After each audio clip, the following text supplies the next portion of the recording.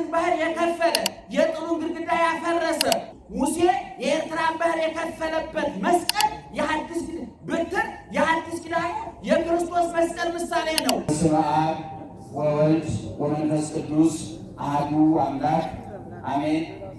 እግዚአብሔር ይምራችሁ፣ ይቅርታውን ቸርነቱን አምናችሁ ከቅድስት ድንግል እናቱና ከቅዱሳን ባለሟሎቹ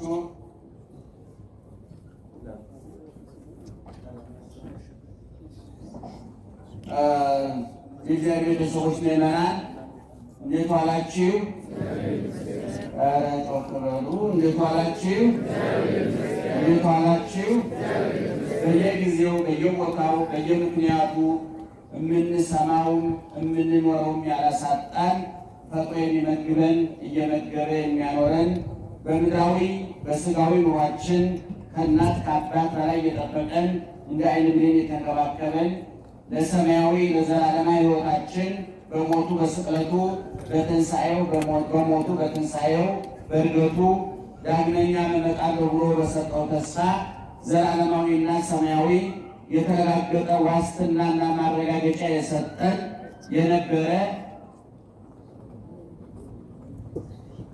የነበረ ያለና የሚሆን አባታችንም አምላካችንም እግዚአብሔር ስላደረገው በጎ ነገር እስከዛሬ ወደፊትም ሊያደርግልን ስላዘጋጀው መልካም ነገር ሁሉ ክብርና ምስጋና ይግባው። ክብርና ምስጋና ይግባው። ክብርና ምስጋና ይግባው። እንግዲህ ሰበካ ጉባኤውም የ3 ዓመት ሪፖርት አቅርቦልናል። የሚቀጥለው ሰበካ ጉባኤ ደግሞ ምን ያህል ሰው እንደቆረበ ይነግረናል። ተስፋ እናደርጋለን። ገና ዋላችሁ።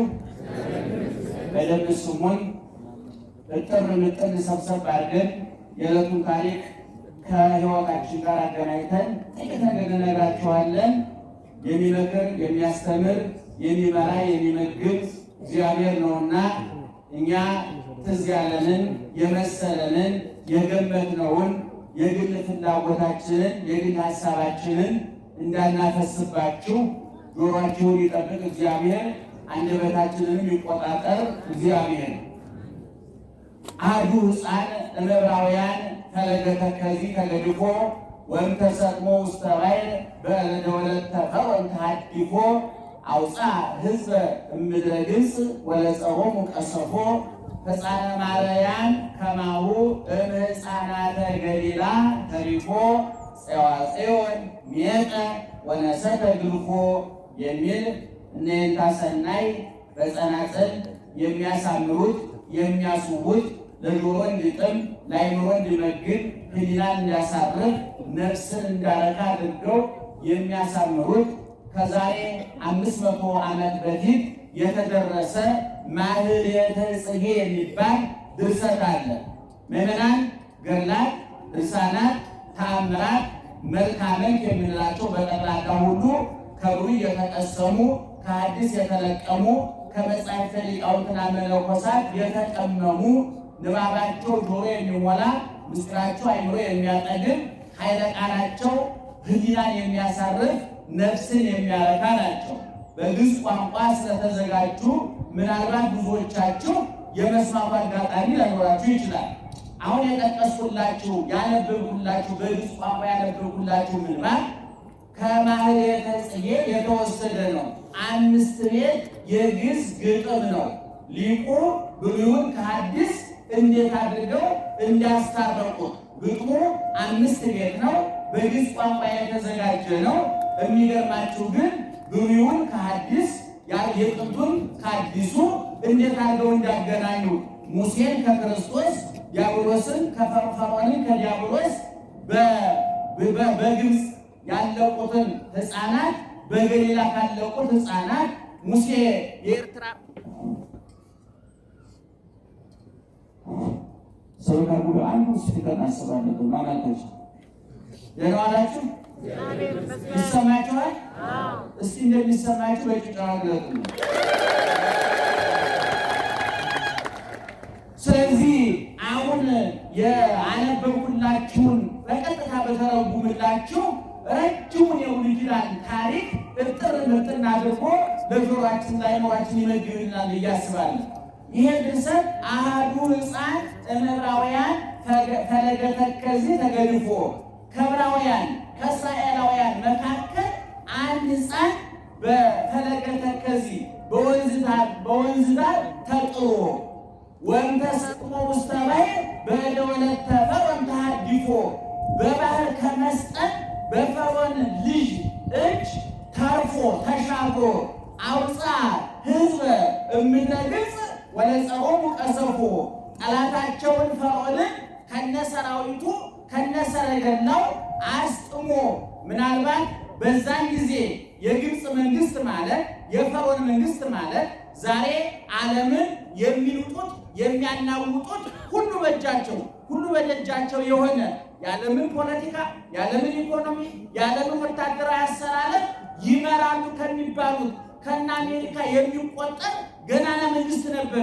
የዛሬ 3000 ዓመት ገደማ የነበረው የግብፅ መንግስት ፈርዖን በጣም ብዙ ሺህ ሰረገላ የነበረው በጣም ብዙ ሺህ የተቀለበ የሰለጠነ የደረጀ ወታደር የነበረው በመከላከያው መስክ በጣም ጠንካራ መንግስት ከሚባሉት መካከል የግብፅ መንግስት ነው፣ የፈርዖን መንግስት ነው።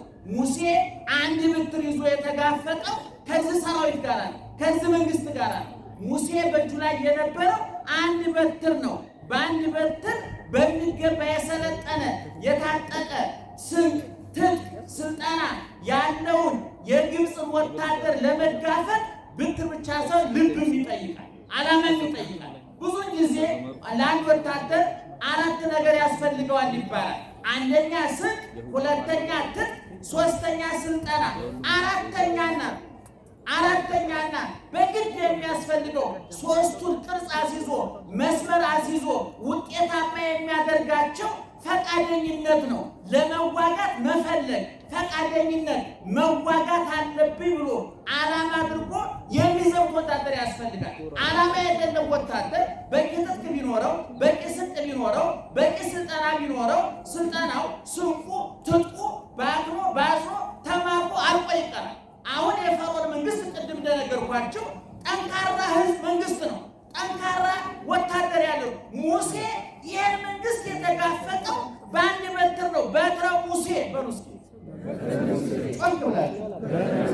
የሙሴ ምን ማለት ነው? የሙሴ በትር ማለት ነው።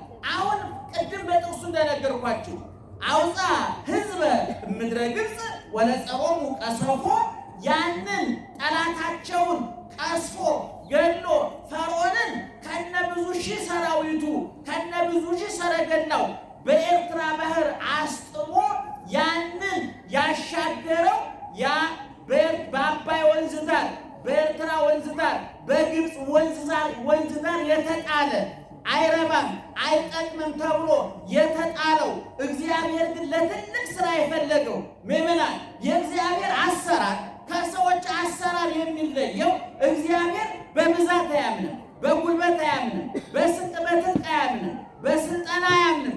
እግዚአብሔር የሚያምነው በንጹህ ልብ ነው፣ በጠንካራነት ነው። አሁን ቅድም እንደነገርኳችሁ ሙሴ በባህር ዳር የተጣለ አንድ ዝግባ የማይባል ሕፃን ነው።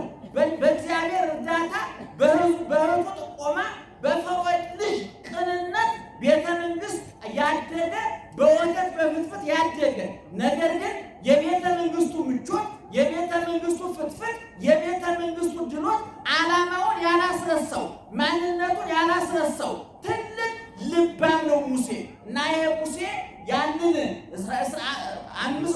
215 ዓመት የተረገጠ የተቀጠቀጠ የተሰቃየ ያነባ ያለቀሰ የጮኸ ህዝብ በመከራ የማቀቀ የተሰቃየ የሚገርማችሁ የመከራውን ጽናት ለማሳየት እስራኤላውያን በግብፅ የደረሰባቸው መከራ ለማሳየት ኖራ እያቦኩ ሲሚንቶ እያቦኩ እጡብ እየቀጠቀጡ ይሰሩ ነበር። ዛሬ ግብፃውያን የሚመጻደቁበት ግንባታ በእስራኤላውያን አቅም የተገኘ ነው። የሚገርማችሁ እስራኤል የምትባለው ሀገር በእግዚአብሔር መዳፍ ውስጥ ያለች ሀገር ናት። በእግዚአብሔር ጥበቃ ውስጥ ያለች ያለች ሀገር የሚገርመው ብሉይ ኪዳን ሐዲስ ኪዳን በጠቅላላ የፈለገው ከዚች ምድር ነው።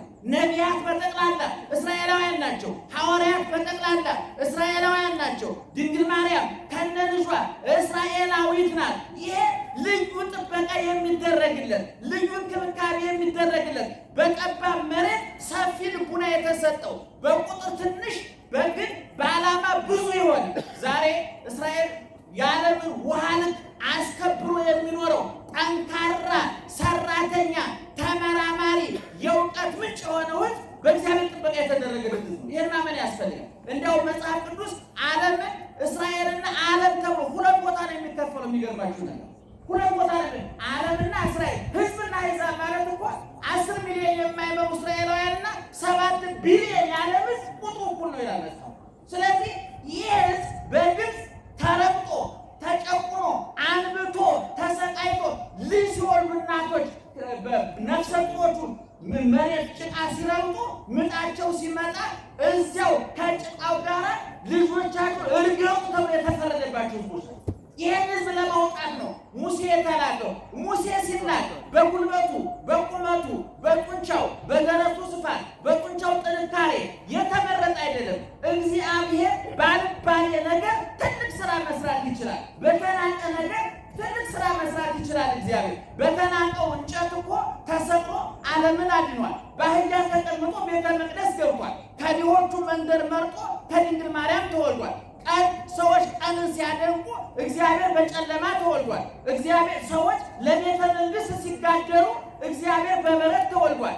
ሰዎች ለልብሳቸው ውበት ሲጨነቁ እግዚአብሔር ራቁቱን ተሰቅሏል። ሰዎች ለዳቦ ሲጋደሉ ስጋውን ብሉኝ ብሎ ሰጥቷል። ውሃ የዓለም መሰረታዊ ፍላጎት ነው እየተባለ በሚራቆቱበት ዓለም ውስጥ ደሜን ካልጠጣችሁ ውሃ ያረካችሁን ብሎ ሰጥቷል። እግዚአብሔር ከሰማይ ወርዶ ከቤተ መንግስት ይልቅ በረትን መርጧል። ከቀን ይልቅ ሌሊትን መርጧል።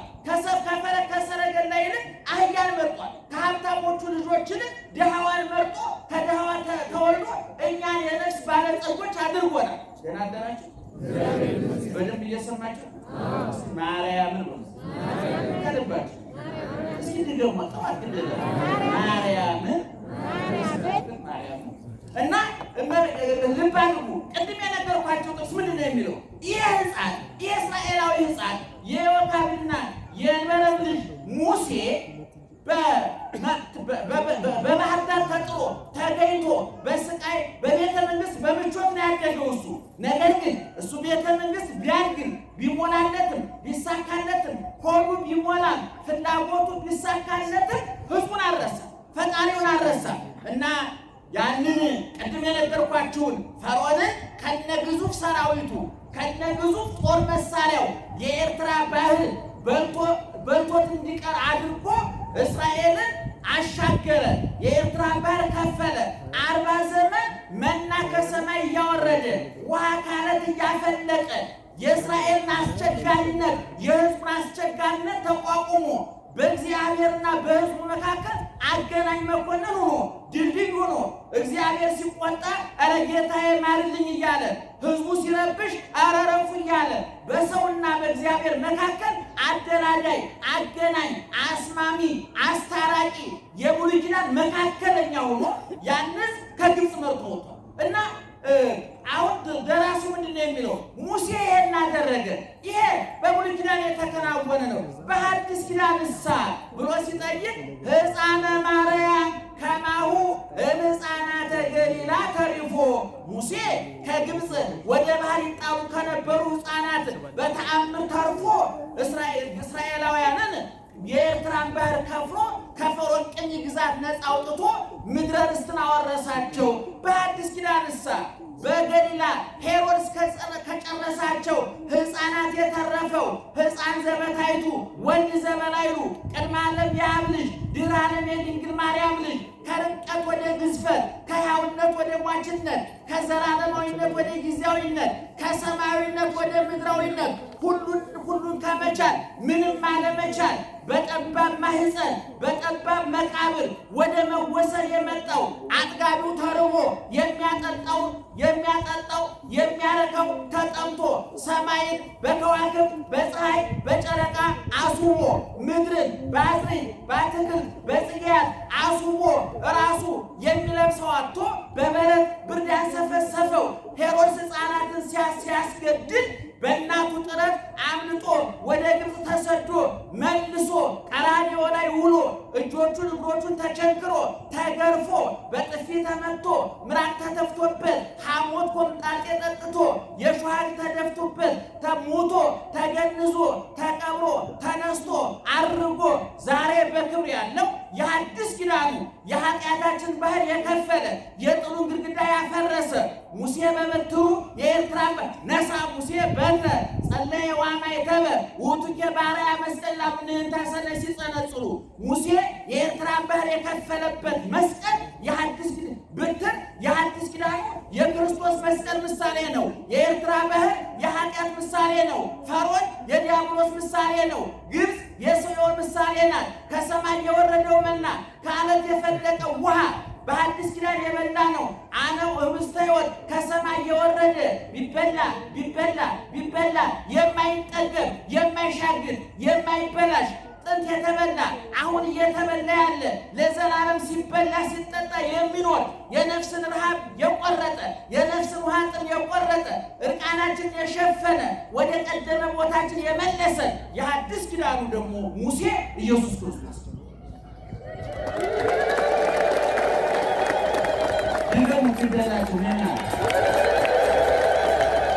ስለዚህ አሁን ቅድም የነገርኳችሁ አጭሯ ድርሰት 5 ቤቷ የግዕዝ ግጥም የነገረችን ይሄንን ነው። የሚገርማችሁ በዚህ ግጥም ከኦሪት ዘጸአት ከምዕራፍ 1 እስከ 15 ድረስ ያለው ተካቷል። ሐዲስ ኪዳን በሙሉ ተካቷል ማለት እንችላለን። ለዚህ ነው የእኛ ሊቃውንት በአጭር ንባብ ረጅም ምስጢር በረጅም ንባብ ጥልቅ ምስጢር ማስቀመጥ ይችሉበታል። ብሉይን ከሐዲስ ማስታረቅ ያውቁበታል። እና ቅድም እንደተናገርኩት የአብርሃም ዘር የያዕቆብ የይስሐቅ ዘር ከሀገር ውጣ ከሕዝብ ተለይ እኔ ወደማሳይህ ማርና ወተት ወደምታፈሰው ምድር ሂድ ተብሎ የተነገረው አብርሃም የወለዳቸው ልጆች የያዕቆብ ልጆች 12ቱ ነገድ ወደ ግብፅ ወርደው ያንን ሁሉ መከራ ማቀው ተቀብለው ወጥተው ምድረ ርስት ገቡ።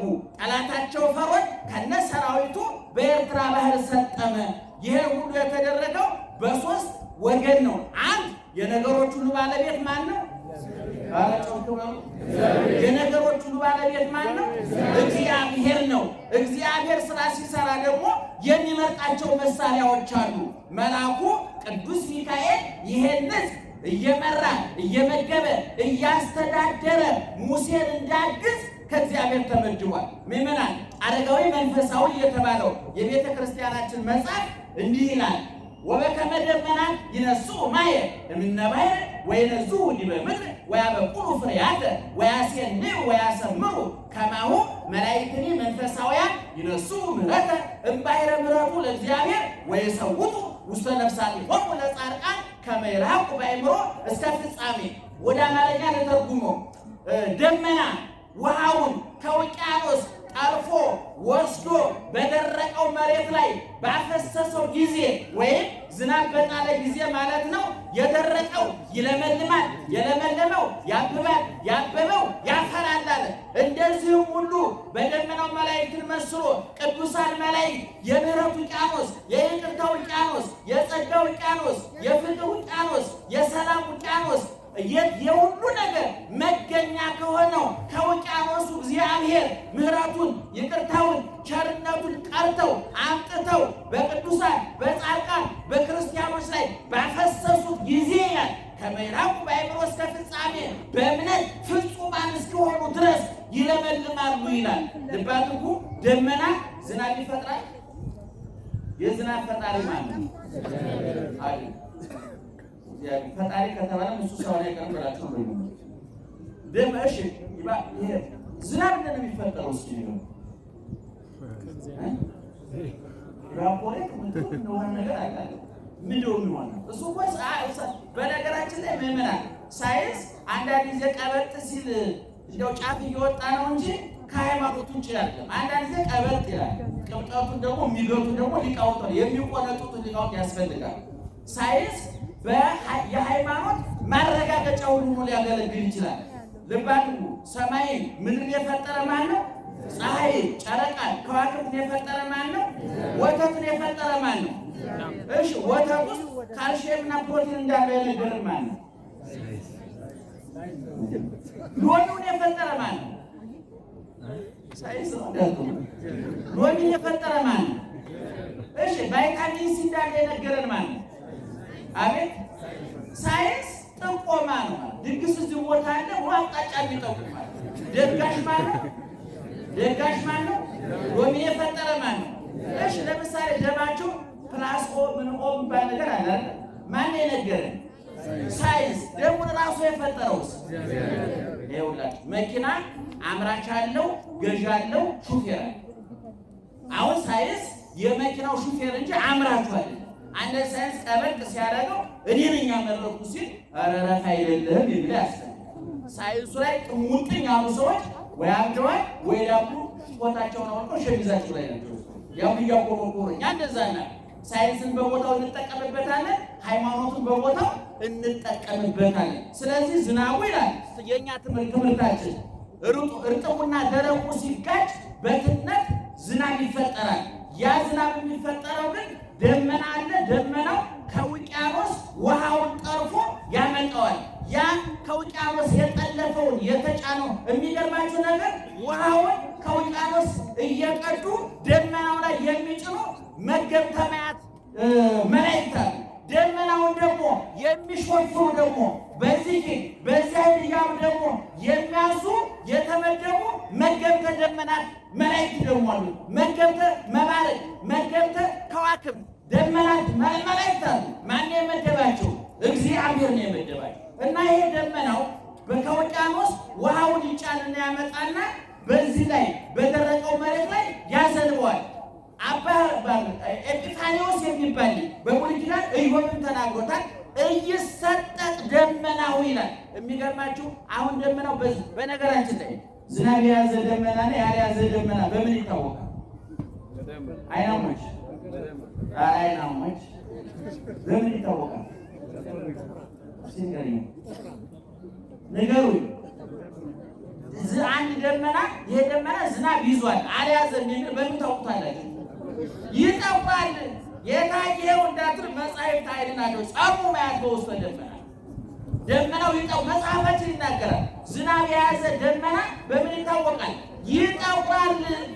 የተማረ ሰው አይቀሽ። ይሄ ዝናብ የያዘው ደመና አይቀሸቀሽ። ይገርማል። ይሄ ዝናብ ያላዘው ደመና ነፋስ ጠርጎ ያጠፋዋል። ስለዚህ አሁን ሊቁ ያለው ምንድነው? ደመናው ውሃውን ከውቅያኖስ ያመጣና በምድር ላይ ያፈሰዋል አለ። ውቅያኖስ የተባለው በምሳሌ እግዚአብሔር ነው። ዝናብ የተባለ ቸርነቱ ነው። ደመና የተባሉት መላእክት ናቸው። እኛ መላእክት ምሕረት ያመጣሉ እንጂ የምሕረት ምንጭ ናቸው አላለ። መላእክት ይላላካሉ፣ ያገለግላሉ አለ እንጂ ፈጣሪ ናቸው፣ አምላክ ናቸው አላልንም፣ አንልምም። ስለዚህ እነ ቅዱስ ገብርኤል፣ እነ ቅዱስ ሚካኤል፣ እነ ቅዱስ ሩፋኤል ሌሎቹም ኃያላን ረቂቃን ሰማያውያን የማይራቡ የማይጠሙ የማይተኙ የማያንቀላፉ የማይታመሙ የማያገቡ የማይፈቱ የማይነግዱ የማይከሱ የተሾሙ የማይሻሩ ሰማያዊ አባታቸው እግዚአብሔር ያነገሳቸው ያከበራቸው የሾማቸው እኛን ለማገልገል የመደባቸው ቅዱሳን መላእክት እኛን ይረዳሉ። ለዚህ ነው በዚህ በዘጸአት 23 ላይ ይሰማችሁ። በዘጸአት 23 ላይ ሙሴ ሲናገር ይላል እኔ ወደማሳይህ ምድር መርቶ ያደርስህ ዘንድ መልአኬን በፊትህ እልካለሁ ይላል። ስሜ በላዩ ላይ ነውና እንዳታስቆጣው ተጠንቀቅ ይላል። ስም የሚለው ማን ነው? እግዚአብሔር። በማን ላይ ነው ስሙ ያለው? በሚካኤል በገብርኤል ላይ። ሚካ ጨርሱ። ሚካ ገብ ሩፋ ራጉ ሳቁ ፋሙ ኤል የሚለው እግዚአብሔር ነው። ለምሳሌ በደስ መጨረሻ ላይ የአባቴ ስም ነው ያለው። ለምሳሌ አንድ ሰው ስሙ አበበ ቢሆን የአባቱ ስም ከበደ ሊሆን ወላጁ። ቅዱሳን መላእክት ግን አባት የላቸውምና መጠሪያ ስማቸው የአባታቸው ማን ነው? እግዚአብሔር ነው። ሚካኤል፣ ገብርኤል፣ ሩፋኤል፣ ሳሙኤል፣ ሳሙኤል እየተባሉ ይጠሩበታል። እና አንድን መልአክ ስሜ ልባ መጽሐፍ ቅዱስ የሚለው ይመናል ስሜ በላዩ ላይ ነውና መልአኩን እንዳታስቆጣው ተጠንቀቅ ይላል። ኦሪት ዘጸአት ምዕራፍ 23 ቁጥር ያለ ቤታችሁ ገብታችኋል። መዝሙረ ዳዊት ደግሞ መዝሙር 90 በቅንፍ 90 ከቁጥር 8 ጀምሮ ደግሞ እንዲህ ተብሏል። ይቀርብ እኩይ ሀቤከ ክፉ ወደ አንተ አይቀርብም፣ ወይበው መቅሰፍት ቤተከ መቅሰፍት ወደ ቤትህ አይገባም። ለምን? እስመ ለመላእክቲሁ ይእዝዞሙ በእንቲአከ መላእክቱ ስላንተ ምን ያደርጋቸዋል? ያዛቸዋልና። ከመ ይቀቡከ በኩሉ ፍናዊከ በመንገድ ሁሉ ይጠብቁ ዘንድ ወበእዴሆሙ ያነስኡከ በእጆቻቸው ከወደቅህበት ያነሱ ዘንድ ያነሱሃል። ከመ ይትዓቀብ በእብል እግርከ እግርህ እንዳትሰነካከል መላእክቱ ስላንተ ያዛቸዋልና መቅሰፍት ወደ አንተ አይገባም፣ ወደ አንተ አይቀርብም፣ ክፉ ወደ አንተ አይቀርብም፣ መቅሰፍቱም ወደ አንተ አይገባም ተባለ። ስለዚህ ቅዱስ ሚካኤል በብሉይ ኪዳን የተጠቀሰው መልአክ ቅዱስ ሚካኤል ነው፣ ሙሴን ያገዘ። እንግዲህ ልብ አድርጉ፣ እስራኤላውያን ከግብፅ ወጥተው ወደ ምድረ ርስት ወደ ሀገራቸው እንዲገቡ ዋናው እግዚአብሔር ነው፣ ቀጥሎ ቅዱስ ሚካኤል ነው፣ ቀጥሎ ሙሴ ነው። እነዚህ ሶስት አካላት ናቸው ለእስራኤላውያን መዳን፣ ለፈርዖን ለግፈኞች መውደቅ፣ ለተገፉት መነሳት፣ ለጥጋበኞች ውድቀት፣ ለረሃብተኞች መጥገብ ምንጭ ሆነው አንደኛ እግዚአብሔር ነው፣ ሁለተኛ እግዚአብሔር ላከው ቅዱስ ሚካኤል ነው፣ ሶስተኛ ሙሴ እግዚአብሔርን መልአኩንም የሚያከብረው ሙሴ ነው ማለት ነው። ስለዚህ የዛሬው በዓል ግፍ የት እንደሚያደርስ የታየበት በዓል ነው። ትዕቢተኞች ከበሉ የማይረባቸው የሚመስላቸው፣ ከተሾሙ የማይሻሩ የሚመስላቸው፣ ካገኙ የማያጡ የሚመስላቸው፣ ጤንነት በበሽታ ረሃብ በጥጋብ በረሃብ ጤንነት በበሽታ ሹመት በሽረት እንደሚተካ የማያውቁ ከፍ ብለው ወደ መሬት መውደቅ እንደሌለ ለሚሰማቸው በዓለም ዙሪያ ላሉ በየንግዱ በየፖለቲካው በየሃይማኖቱ በየትዳሩ ያሉ ሆድ ሰጥቶ ጭንቅላት የነሳቸው ኪሳቸው በገንዘብ ሞልቶ ነፍሳቸው ከሁሉ ነገር የተራቆተች እንደ ሰው ተፈጥረው እንደ እንስሳት የሚኖሩ ከዚህ በፊት ተናግሬዋለሁ። ሊቁ ሲናገር ሰው ሲበላሽ አመጋገቡን ከእንስሳት ጠባዩን ከአራዊት ስሩን ከእግዚአብሔር ይወስድና ሲም ካርድ የሌለው ቀፉ ይሆናል።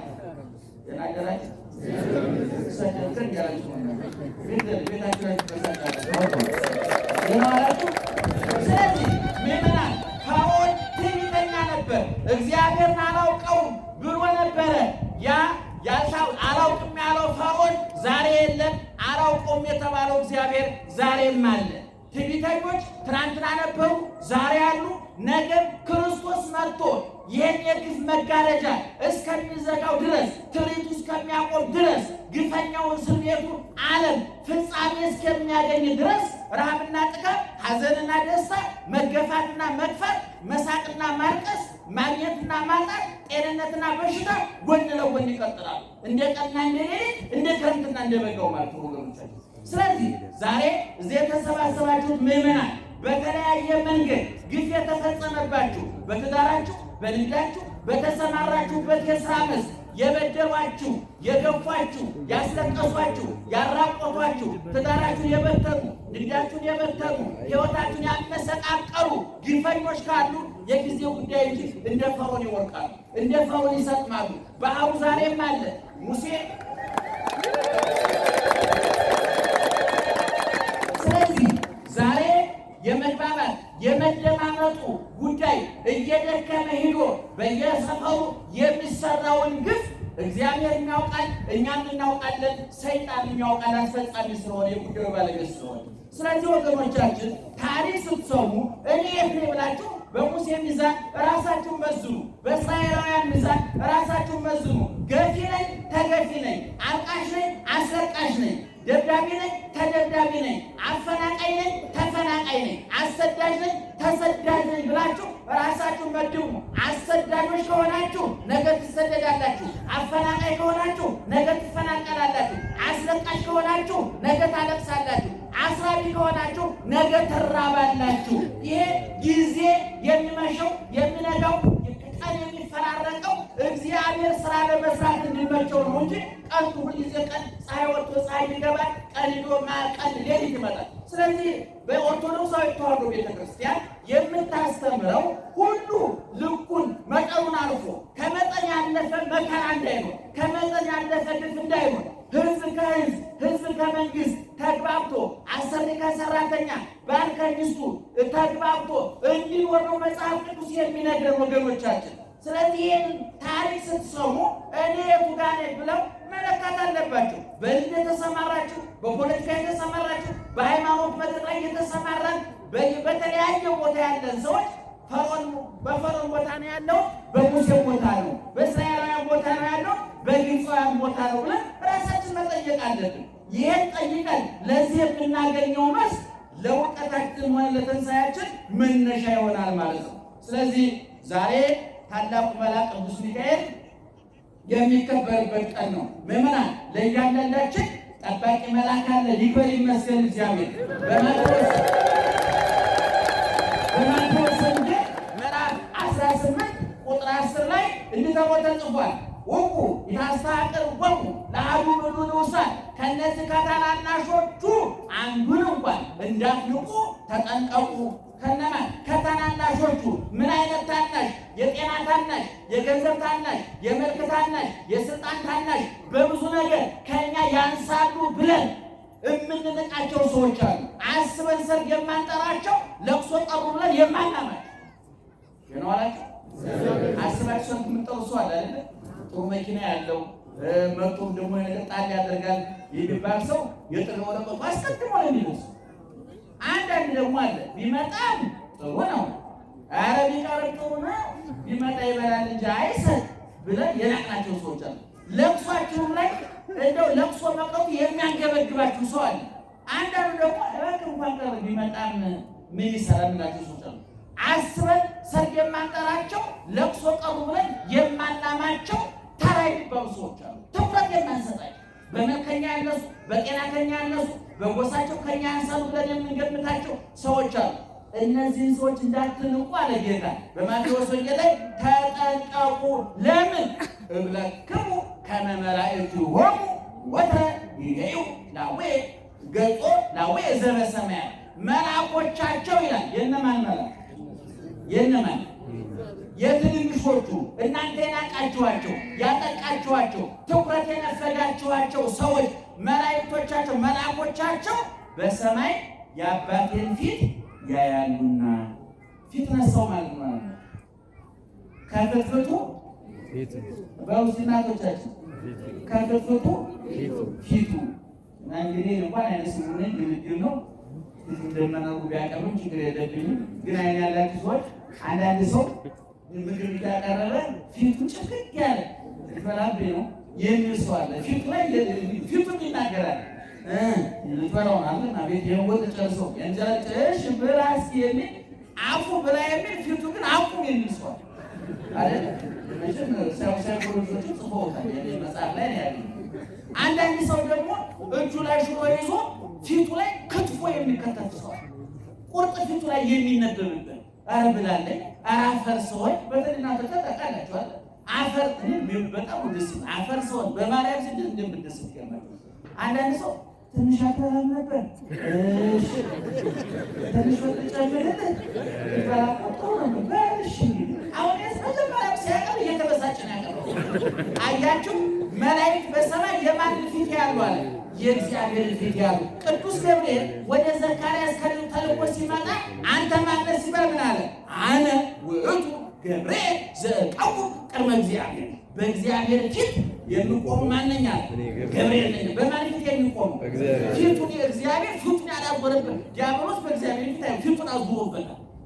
ክፉ ሰዎች በእግዚአብሔር ፊት አይቆሙም። ፊታቸው አያችሁ ቅዱስ ሚካኤል፣ ቅዱስ ገብርኤል በማን ፊት ነው የሚቆሙት?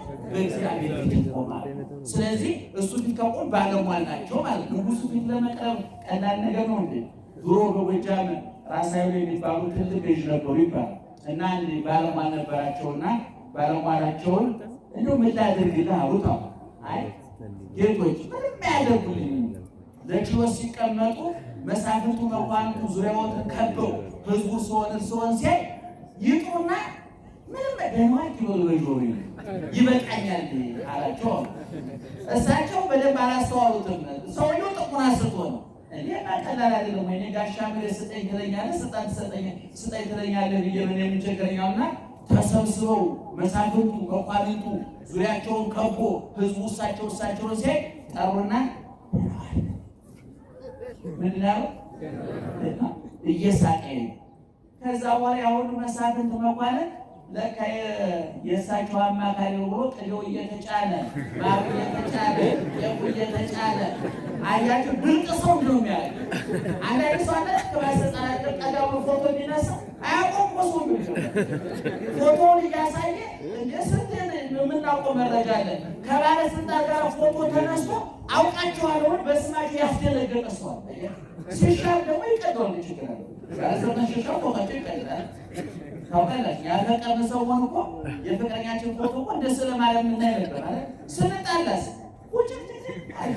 ሰውየውን መግደል ፍርድ ቤት ስለሚያሳስር ፎቶ አንቀደዋል።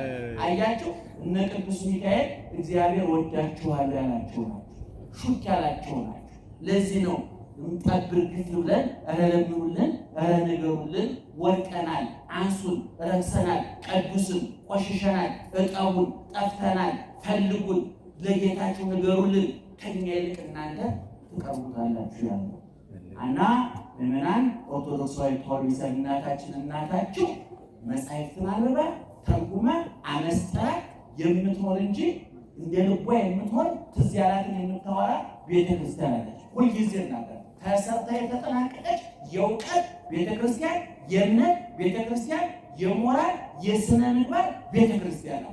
ንጉሱን ከነሰራዊቱ የምታከብር፣ ዳቦን ከነመሶቡ የምታከብር። ዳቦ ክርስቶስ ከሰማይ የወረደ እንጀራ ነው። የዳቦ የተጋገረባት ምጣድ መሶብ ደግሞ ድንግል ማርያም ናት። ደመናው ድንግል ማርያም ናት። ዝናቡ ክርስቶስ ነው። አበባ ድንግል ማርያም ናት። ፍሬ ክርስቶስ ነው። ግንዱ ክርስቶስ ነው። ቅርንጫፎቹ ሐዋርያት ናቸው። እነ ቅዱስ ሚካኤል ናቸው። እኔ የወይን ግንድ ነኝ አለና እናንተ ምንድን ናችሁ አለ? ቅርንጫፍ ናችሁ አለ። ቅርንጫፍ ተቆርጦ ሲወጥ ምን ይባላል? ጭራሮ ይባላል። ጭራሮ ይነዳል፣ አመድ ይሆናል። እነ ይሁዳ፣ እነ ንስጥሮስ፣ እነ መቅዶኒዎስ፣ እነ አርዮስ ነው